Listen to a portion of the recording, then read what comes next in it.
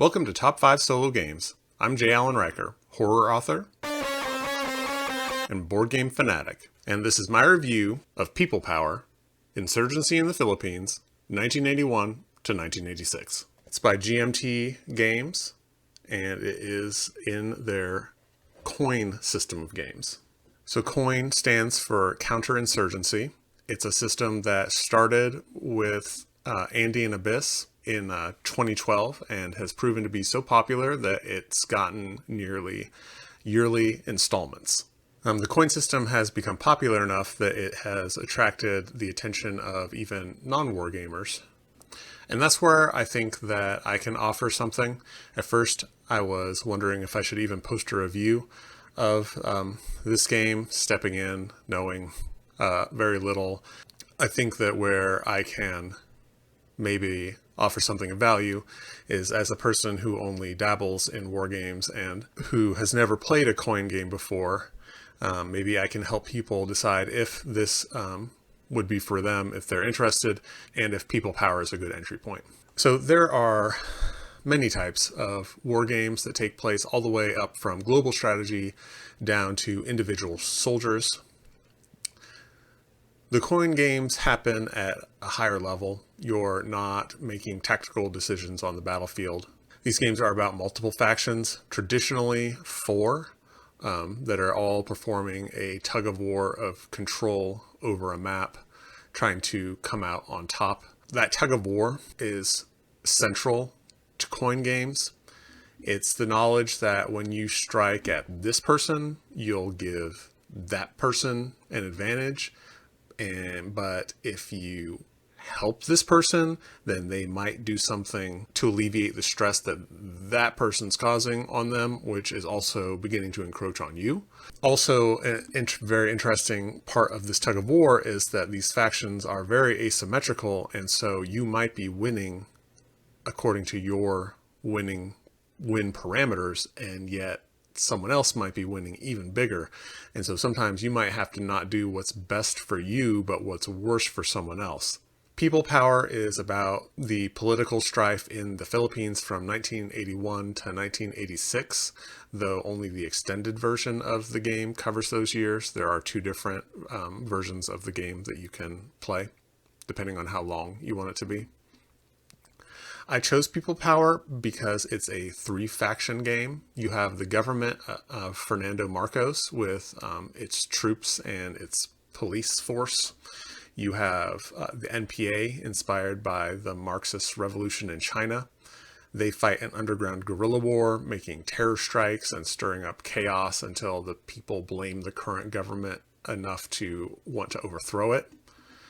And then you have the Reformers, a non-violent group led by the widow of the assassinated opposition leader, activating the people to rise up, strike, and fight for social justice.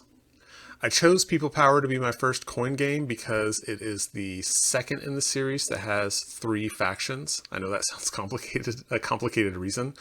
I wanted to play a version that had three factions because it seems like it gives you that complex tug of war while minimizing the AI overhead to the lowest point possible. The first of these three faction games is All Bridges Burning, Red Revolt, and White Guard in Finland. But I heard that while many people enjoy that game a lot, they still consider People Power to be an improvement on it. People Power is also generally regarded as the easiest to learn 3 to 4 player version of the coin system, with some people saying that it should be considered the new entry point into the system, which was a position that was previously held by Cuba Libre. Don't worry, I did also buy All Bridges Burning. It just seems really interesting, and I would like to experience the different take on the 3-player system. There are a couple of very large changes that were made, and I want to feel those effects myself. Now, there are 2-player coin games, and while I will probably eventually try them, it's that multiplayer tug of war that to me seemed to be the core of the system, and if I knew that I enjoyed that, then I would know that I enjoyed the system itself. It's so central to the system that in the rulebook, They even have a section called the triangular dynamic of people power that tells you how each faction operates in relation to the others.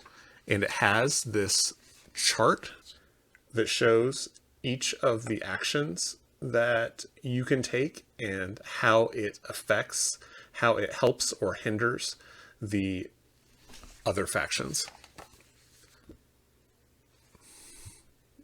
This shows you the 4 actions, main actions, which are called operations, that each of the factions can take, and describes them in detail. It makes it playing these very easy.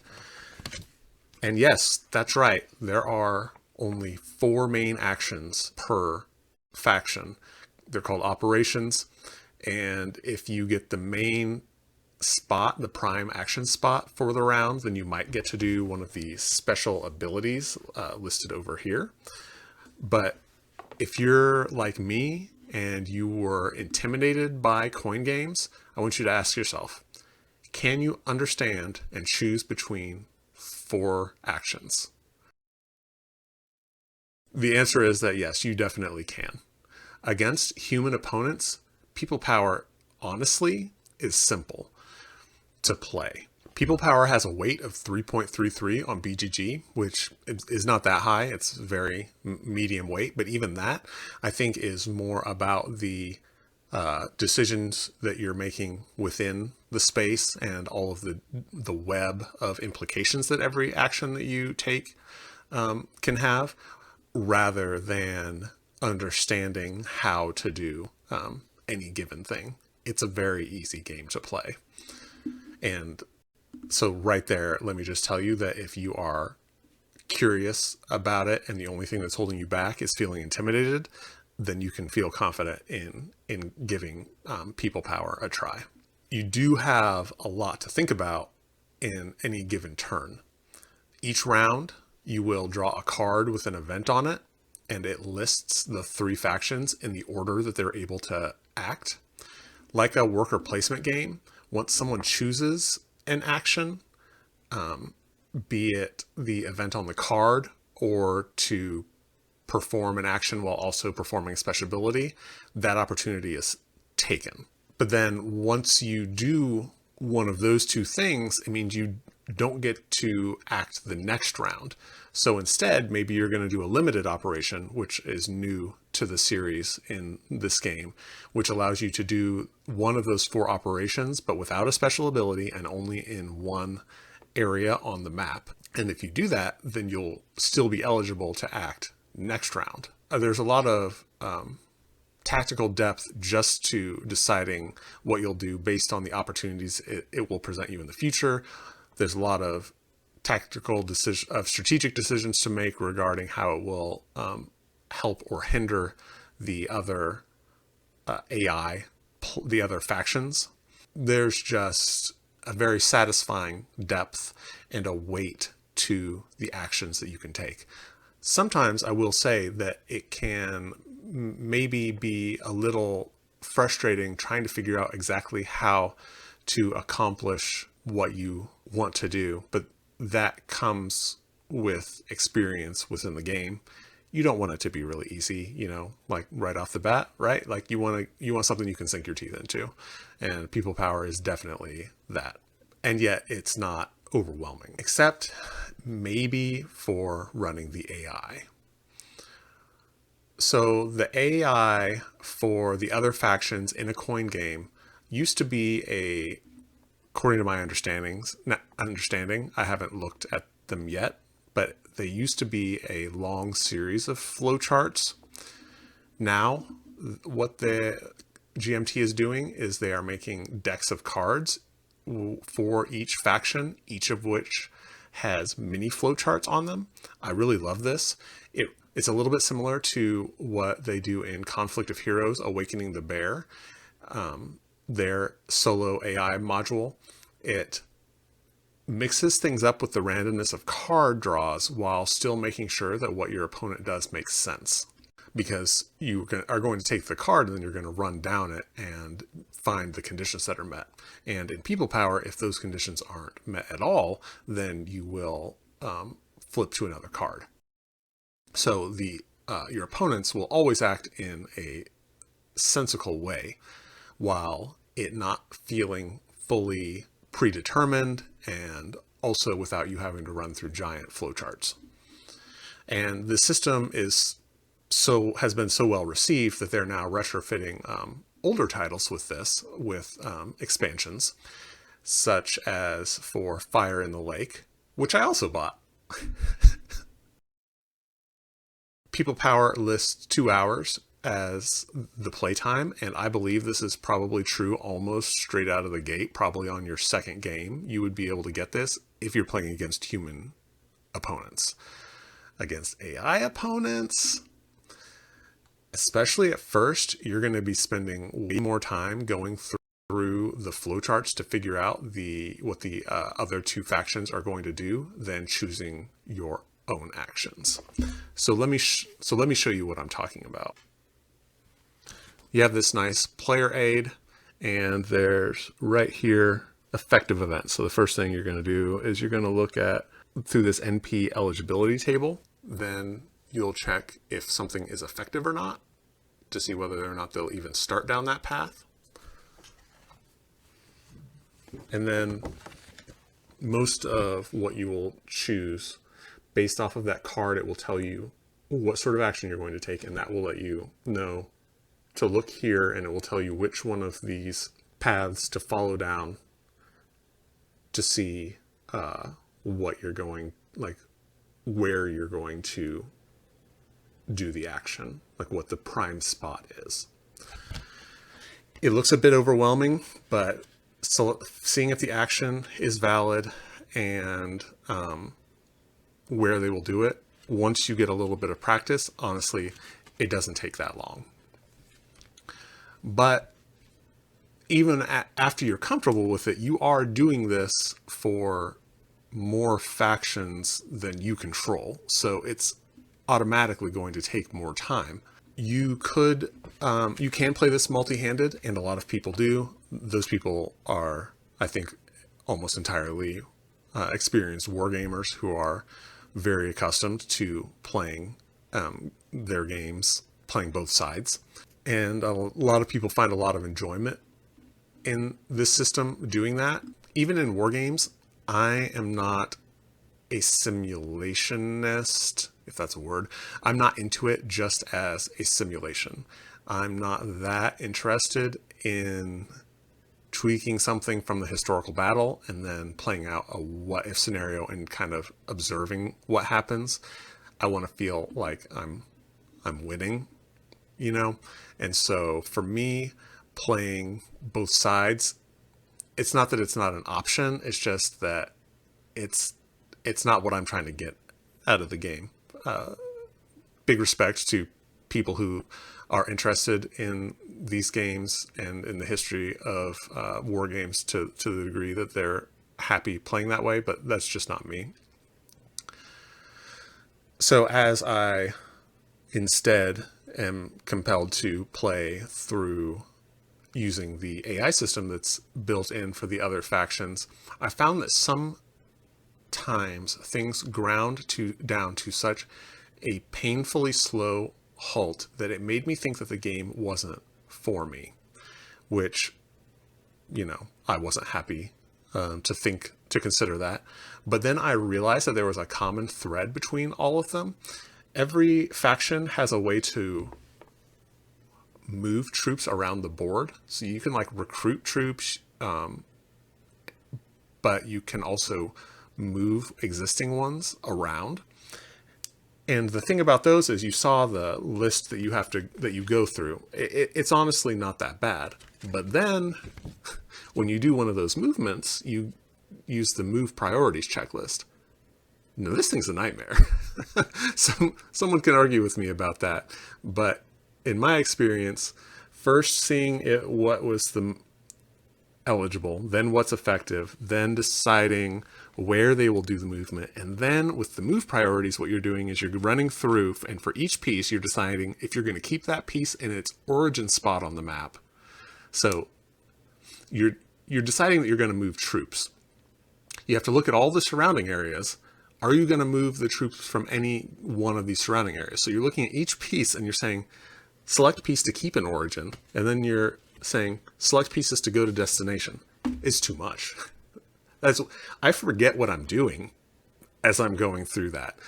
But luckily, here's the thing. You can just decide that for yourself.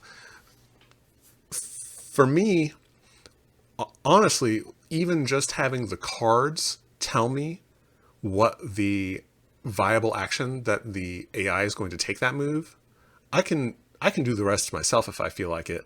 I don't even need necessarily the flow sheet to tell me in which space it would be best to, because I can let it play up to my ability and just choose the best space. I don't want to decide what the AI is going to do.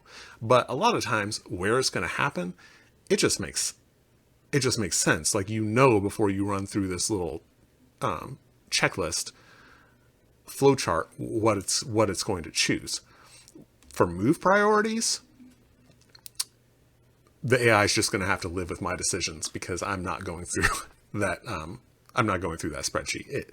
I think that even for an experienced player, that it's going to take a significant amount of time. And I think for extremely small benefit, you can decide on your own what troops make sense to move and which ones they're going to leave in place. Just do it the same as if you were doing it for yourself. Once I made that change, the game flowed, and I realized it was for me. With just a little bit of practice, it all made sense. The game sped up.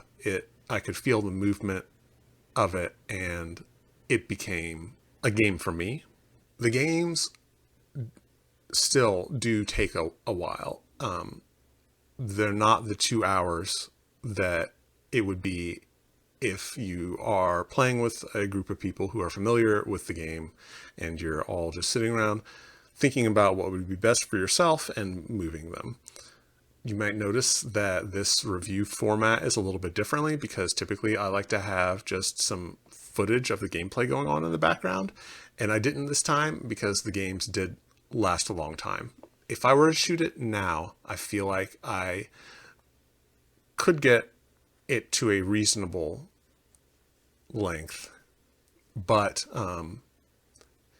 so little of it would be pieces moving on the board that it didn't make sense to even bother with filming the gameplay footage. But during that time, I still felt very engaged. Even if I wasn't moving pieces around the board, they were moving around in my head. And when I was choosing the pieces to move, when I was moving pieces for the AI, it became relatively quick. And also, it's an interesting way to see, like, why is the flow chart saying that if this condition isn't met, then you need to go to the next card? What makes that a bad play? That's a beginner question, but it is a very interactive way to get a handle on understanding some of the tactical elements of the game and kind of being guided through that. So, did the coin system in general and people power in specific meet the hype? Yes, it did. It is kind of a marvel, having never played a game from this system before, the way that these actions tie together, the web of dynamic of the struggle between these different groups, the way that these very complex historic situations have been boiled down to where you can simulate them through 4 main actions apiece for each different faction. And I have to say that while I still don't exactly consider myself to be a simulationist, this is a very cool way to learn history. when I'm playing a war game out on a battlefield, I don't myself have that feeling. I don't want to say, what if this general was up on this hill instead? For me, that's not enough to compel me to play. But I think it's the level that this game plays at, and the way that it's been so carefully balanced for the actions of each faction to impact the other factions. It does make for really interesting what if questions. And then there's just the amount of historical detail that they provide you with. Like I said, the game involves an event card being drawn every round that you then react to. Every one of those event cards is listed here and discussed, the history of it, tips based around it. Before I saw this in the book, I felt that the events, having these real events be the basis of the rounds, was a really cool idea. But then to be able to dive into these even further, it really makes for a rich play experience that's there for you to access if you want to dive deeper, if something strikes you as being particularly interesting. And of those event cards, you're only going to see a portion of them every game, which is one thing that adds to the replayability of this game, which I think has numerous qualities that make for very high replayability. And then once you get a good grip on the game, they give you some optional material that allows you to get even deeper into the history. You have each faction has multiple personality cards of the big players involved in that faction, and you draw them and they give you a special ability, this person who was historically tied to your group. And then in the book, that they are discussed in greater detail, taking it from just a bit of gamification to real history. Likewise, there are acts of desperation that each faction has that come into play in the last election, where you can make just this one last gasp at coming out on top. And those are real things in history, and you can look into the book and learn more about them. Honestly, like the documentation in this game, so you've got the playbook, which allows you to play alongside a multiplayer scenario, which is a great way to start. And then it has all that information on the different cards. You've got the rules of play, very clear, very exhaustive. You've got the book on playing the AI for the factions that aren't human controlled, and it gives you another walkthrough game to hold your hand while you're playing through to make sure that you understand everything. You've got these really clear, useful play aids, and since you're going to be referring to them regularly, it's nice that they're so high quality. Being able to look and very easily understand all of the actions available to you and all the actions that you're going to be performing for your opponents is so important to make this game flow smoothly. The way that these really complex situations were abstracted in such an effective way, it does make me want to play it as a simulation. It makes me wonder, what if I play as a reformer and I push to strike wherever possible? What if I play as the government and I just crush the opposition, even if it reduces aid from the Americans? What if this is the primary personality? What if I use this desperation action? And then, of course, what does the game look like from the direction of each of these different asymmetric factions that can have very different win conditions? There's so much here to tinker with. So who would I say is people power for? Of course, the first thing is going to be, did anything that I talked about sound interesting to you? If no, then it's not for you. Then, of course, after that, obvious threshold. There's, do you fall into one of three camps? Two of which I don't expect to necessarily be watching this. One, will you play it with other people? If you will, and it sounds interesting to you, there's no reason not to get this game, because it's very smooth to play your own faction and to have other people guiding the other factions and allowing you to just concentrate on what you're going to do with your faction the whole time. It's almost a no-brainer. But this is a solo board game channel, so I don't know if that how many of you that covers. Secondly, will you play all sides? That means that you're probably a wargamer, and you've probably already played coin games and aren't intimidated by them at all, and play much heavier war games. And once again, I don't think that that's probably the majority of people watching this video. I don't know that many wargamers are that interested in the opinion of a non-wargamer telling them whether to play this classic series. But if you are the sort who enjoys playing all sides, then yeah, I think that this game definitely can be for you. The third, which I think is going to filter most of you, is going to be, are you willing to spend a significant amount of time figuring out what the opposition will do? I know that some people want an AI that just gets the job done, mixes things up, and gets out of the way. In a Euro game, that's not that difficult of a thing to achieve, depending on what type of game it is. You block some action selection spots, you take some cards out of the market, what have you. You mix up the board state a little bit, and that's it.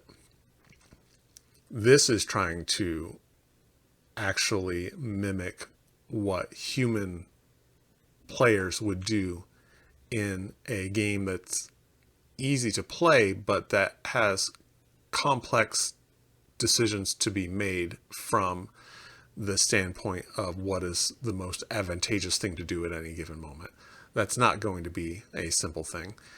Like I said, one, it gets faster, and two, I've found ways that if it's taking too long, there are things that I can skip and I can just decide on my own, especially as you become more familiar with the game and what the best options are. So if you are willing to invest a little bit of time, then the time to play the AI will go down significantly, but it's never going to be less time than you're spending playing yourself. You're always going to be playing the AI more just because you're outnumbered by them. If that's something that puts you off, then coin games might not be for you. Or you could try taking it down another notch as far as factions go. I wanted to only have to run 2 other factions rather than 3, which greatly limited the coin game that I was going to choose for my first to play. There are now 3 2-player variants. I think that changes the dynamic, but still, I think that they're well-regarded games, and there's no reason to stay away from them. And if you want something where the AI overhead is less, then I'm thinking that these would be the way to go. And those 3 are the British Way, Colonial Twilight, or A Jest of Robin Hood. But if this game seems interesting and you think that you can deal with the overhead of running your 2 opponent factions for them, then People Power is a fantastic and very rewarding game. I plan on diving into it many more times just to experience everything that the game has to offer, and then I plan on exploring the other 2 coin games that I have purchased. These games come out at a frequency where I feel like you're really well covered for the amount of time in between games, even if you're playing this game just very regularly. If you're really diving into it, which I would think that you would be if you're a big enough fan that you're, collecting these. So that's it for me. Do you have any experience with this game, People Power? Do you have experience with other coin games? let us know in the comments. I think an interesting topic for all the people who might be new to it is, what do you think that the best first coin game is? And from comments and other videos, I know that there are people who have some opinions on that and good reasons to think those other games might be the best starting point. So let us know. I do not consider myself to be any sort of expert in this realm. Like I said, I'm putting this out as a noob's opinion on for a first coin game. So drop some alternate opinions and help everybody out. Okay, well, that is it from me. I hope that you have a great rest of your day and keep playing solo.